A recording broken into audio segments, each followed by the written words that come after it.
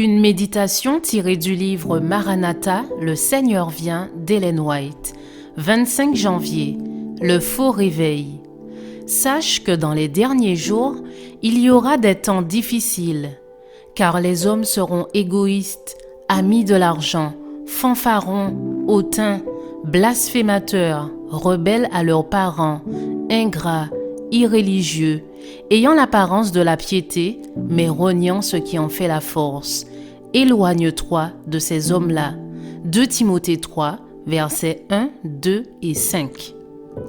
Avant que les jugements de Dieu fondent sur la terre, il y aura au sein de son peuple un réveil de la piété primitive tel qu'on n'en a pas vu depuis les jours des apôtres. Dieu accordera à ses enfants l'esprit et la puissance d'en haut. Alors, de nombreuses âmes sortiront des églises où l'amour du monde a supplanté l'amour de Dieu et de sa parole.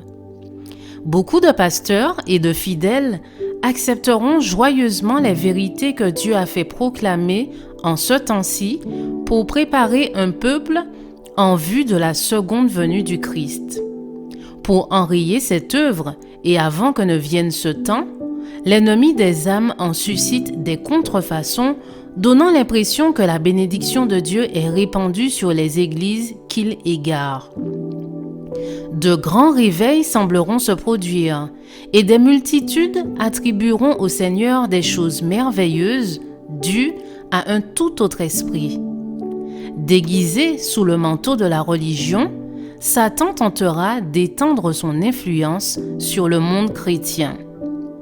L'esprit qui caractérisera les grands mouvements religieux de l'avenir s'est exercé à des degrés divers dans un grand nombre de réveils nés au cours du siècle dernier.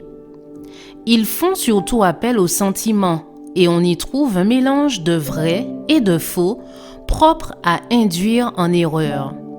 Mais la séduction n'est pas inévitable. Il n'est pas difficile, à la lumière de la parole de Dieu, de déterminer la nature de ces mouvements.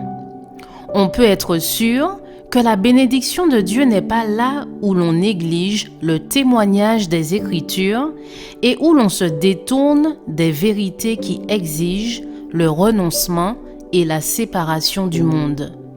Si en outre, on applique cette règle de Jésus, vous les reconnaîtrez à leurs fruits, Matthieu 7, verset 16, on pourra se convaincre que ces mouvements ne procèdent pas de l'Esprit de Dieu.